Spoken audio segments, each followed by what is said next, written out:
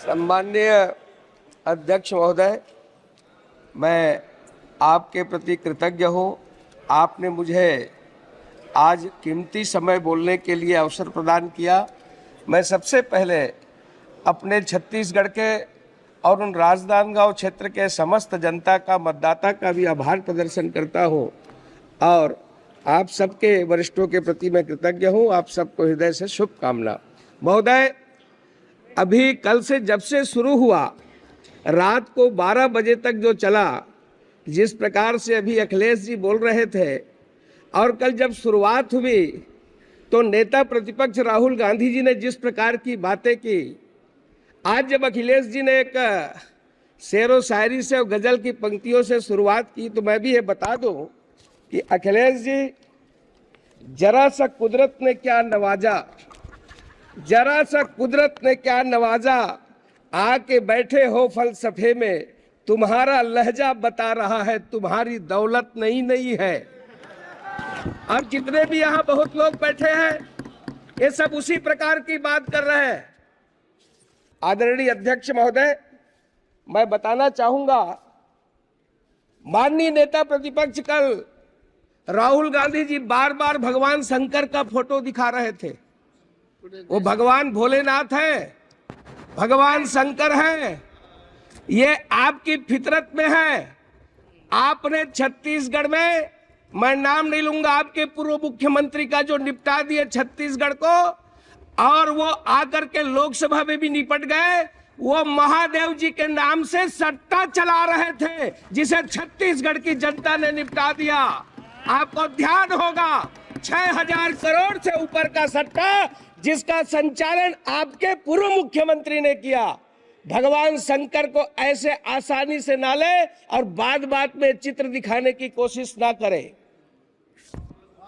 राहुल गांधी जी, आपने जो शुरुआत की है, आपने जो जिस प्रकार से हिंदुत्व को लेकर के, हिंदू को लेकर के और भारतीय जनता पार्टी के लोगों को जो आपने जो हिंसक कहा है, मैं आपसे कुछ प्रश्न पूछना चाहता हूं और मैं माननीय अध्यक्ष महोदय जी के सामने इस सदन में रखना चाहता हूं।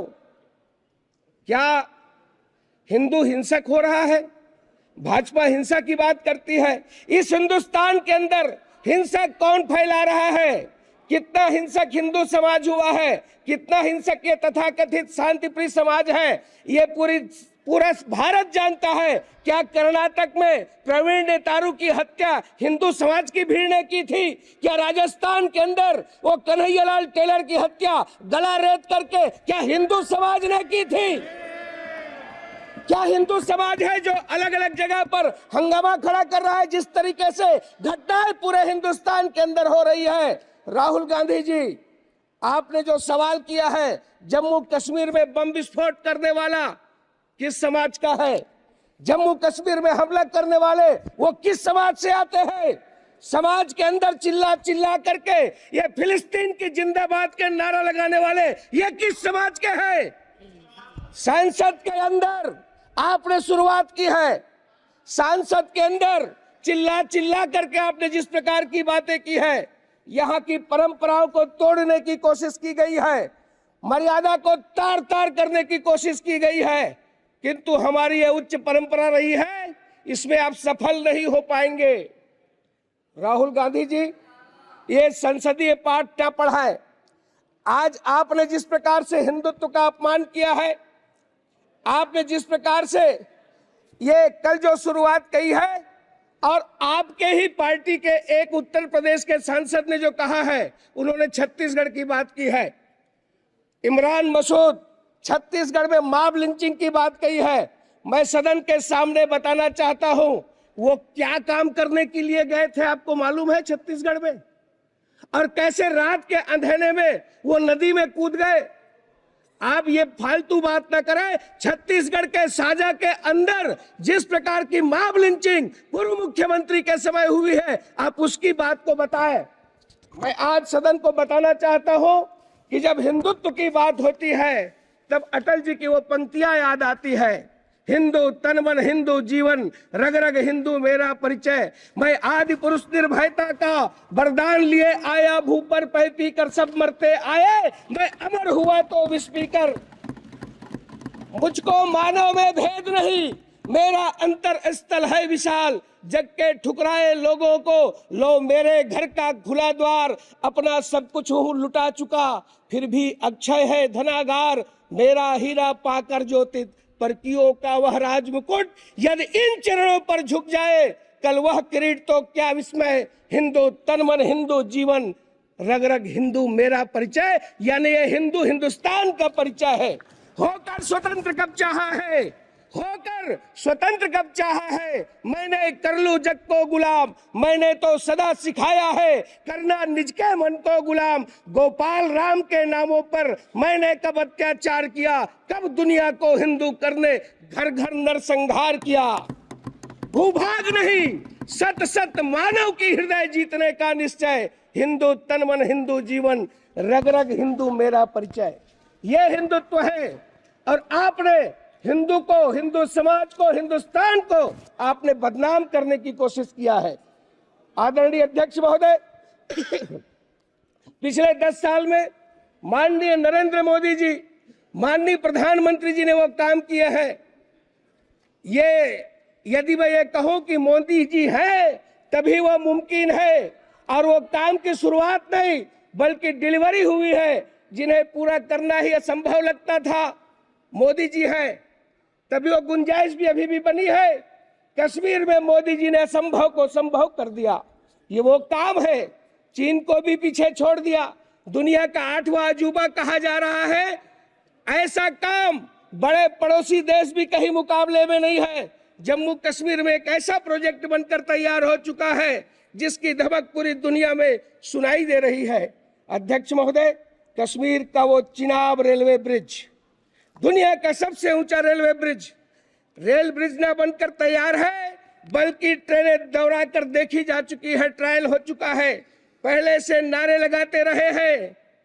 हम कहते थे कश्मीर से कन्याकुमारी है, किंतु सार्थक करने का काम माननीय नरेंद्र मोदी जी ने किया। दुनिया का सबसे ऊंचा चिनाब रेलवे ब्रिज, USBRL यानी उधमपुर श्रीनगर बारामूला रेल लाइन, ये प्रोजेक्ट जिसके निर्माण पर पूरी दुनिया की निगाह थी, माननीय मोदी जी ने पूरा किया। भारत ने कर दिखाया है। पूरी दुनिया भारत की लोहा मान रही है। अध्यक्ष महोदय, नदी की सतह से इस पुल की ऊंचाई 359 मीटर है। पुल एफिल टावर से भी 35 मीटर ऊंचा है। जहां लोग फोटो खिंचाने जाते और बड़ा नाम लेते हैं, उससे भी 35 मीटर ऊंचा है। हमारे देश के कुतुब मीनार से ये 5 गुना है। माननीय अध्यक्ष महोदय, मोदी जी ने हर मुश्किल को संभव किया है। ठीक वैसे ही जैसे कोरोना काल में, महामारी में, अंतर्राष्ट्रीय बीमारी पर पूरी दुनिया, जी मैं बस 2 मिनट में खत्म करता हूं, त्राही बची थी। विदेश के लोग कहते थे कि भारत में इतनी बड़ी आबादी है, क्या होगा। किंतु इस कोरोना के तूफान से भी राष्ट्र की कश्ती को सुरक्षित बाहर निकालने का काम यदि किसी ने किया तो वह है इस देश के प्रधानमंत्री नरेंद्र मोदी जी। कोविशील्ड, कोवैक्सीन का निर्माण ही नहीं कराया, संसाधन मुहैया कराए, लैब के वैज्ञानिकों को प्रोत्साहित देते रहे। देश में 300 करोड़ से अधिक डोज लोगों को वैक्सीन मुहैया कराया। इतना ही नहीं, दुनिया के देशों को भी सब प्रकार की उन्होंने सुविधाएं दी। इस पीरियड में आत्मनिर्भर भारत के मंत्र को नहीं छोड़ा। अध्यक्ष महोदय, उस तरफ बैठने वाले नहीं चाहते, ये चाहते ही नहीं थे ये वैक्सीन भारत में निर्मित हो। अरे ये तो फाइजर की वकालत कर रहे थे, विदेशी कंपनियों की वकालत कर रहे थे।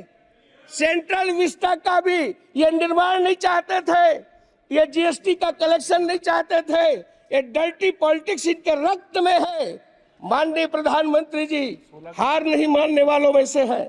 उन्होंने गतिरोधों को दूर किया, नए ऑक्सीजन प्लांट, मुफ्त में टीकाकरण, ऑक्सीजन रेल ने ताकत दी, नए वेंटिलेटर का निर्माण, नए हॉस्पिटल का निर्माण, देश में कोविड टेस्टिंग सेंटर एक हुआ करता था, हजारों कोविड सेंटर स्थापित किए, पीपीई किट नहीं बनता था। आज हम लार्जेस्ट प्रोड्यूसर हुए, ऑक्सीजन एक्सप्रेस चलाए, कॉरिडोर बनाया गया, एयरपोर्ट ने टैंकर लिफ्ट किए, क्रायोजेनिक से लाने की बात की गई और इसमें पीएम केयर फंड की बहुत महत्वपूर्ण भूमिका रही। माननीय अध्यक्ष महोदय, 80 करोड़ लोगों को मुफ्त अनाज देने का काम किया, कहां तो तय था।